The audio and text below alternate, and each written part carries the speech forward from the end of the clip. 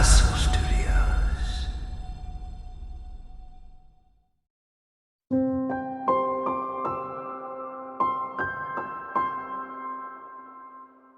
Every evening, after the sun had gone down and the house was quiet, Sage sat at the small desk by the window and wrote a letter. She had been doing this for 3 years, since the day she had lost the person she loved most. The grief had come like a wave, enormous and cold, and it had knocked her flat. For weeks, she could not think, could not eat, could not do anything but sit in the armchair by the fireplace and stare at the wall. But slowly, bit by bit, she had begun to recover. Not all at once, not dramatically, just small steps, like learning to walk again after a long illness.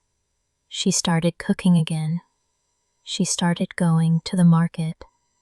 She started noticing the way the light changed through the seasons, how the trees shed their leaves and grew them back, how the world kept turning even when her own world had stopped. And then, one evening, she found herself sitting at the desk with a pen in her hand and a blank sheet of paper before her. She did not plan it. It just happened, the way certain things do, as if the body knows what the mind is not yet ready to understand. She wrote a letter to the person she had lost. She wrote everything she wished she had said. She wrote about the mornings they had shared, the way the coffee smelled, the way the light came through the kitchen window at just the right angle to make the countertops glow. She wrote about the evenings they had spent on the porch, watching the fireflies, saying nothing because nothing needed to be said. She wrote about the last day, the quiet words, the held hand, the gentle ending. When she was finished, the letter was 4 pages long. She read it once, slowly. Then she carried it to the fireplace, where a few embers still glowed from the evening fire. She touched the corner of the paper to the embers. It caught, curled, blackened, and turned to ash. The smoke rose up the chimney and disappeared into the night. Sage stood there for a moment, watching the last of it vanish. Then she went to bed and slept more deeply than she had in months. The next evening, she did it again, and the next, and the next. It became a ritual, as natural as breathing. She would sit at the desk, take up her pen, and write to the person she had lost. Sometimes the letters were long, full of detailed memories and careful observations. Sometimes they were short, just a few lines about the day. It rained today. The garden is green. I made soup. I miss you. After writing, she would carry the letter to the fireplace and burn it. The act of burning was important. It was not destruction. It was release.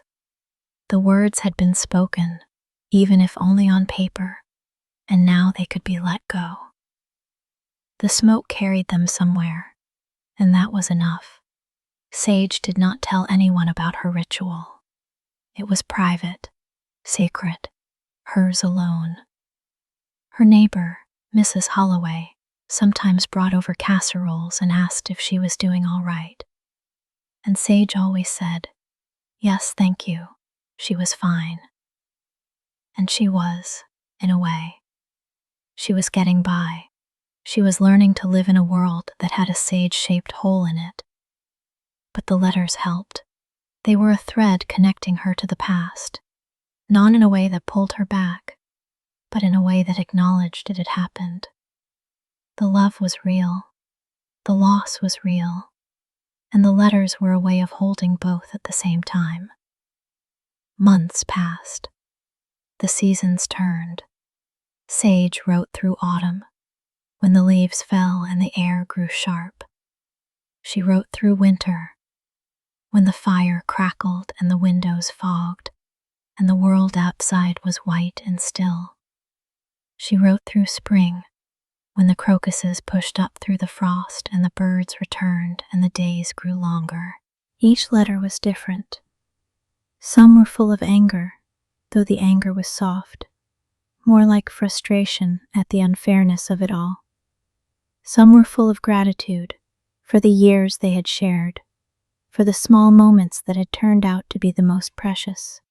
Some were full of news, about the garden, about the neighbor's new cat, about the book she was reading. And some were simply full of love, pure and uncomplicated, the kind of love that does not ask for anything in return. One evening in late summer, Sage sat at her desk and realized she did not know what to write. She held the pen over the paper and waited, but no words came. She had said everything she needed to say. The grief, which had been her constant companion for 3 years, had quietly loosened its grip. Not gone, not erased, but lighter, manageable. A part of her story, not the whole of it. She put down the pen. She picked up the blank paper and looked at it for a long time. Then she wrote, in her neat, round handwriting, "Dear love, I think this may be my last letter. Not because I have stopped loving you, but because I have started living again. The garden is beautiful this year. The roses you planted are blooming pink and white along the back fence. I have learned to make your mother's bread. It is not as good as hers, but it is getting better. I want you to know that I am all right. I am not the same person I was before, and I will never be again. But I am finding my way to someone new, someone who carries both the joy and the sorrow of having known you. And I think that person is going to be okay. Thank you for everything, for every morning, every evening, every quiet moment. I will carry you with me always, but I will also carry myself forward, and I think that is what you would have wanted. With all my love, always."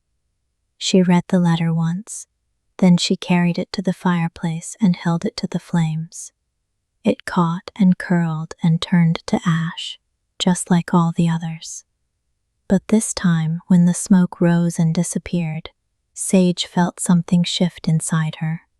A lightness, a settling, as if a door had closed gently, not slammed, and the room behind it was warm and quiet and full of light.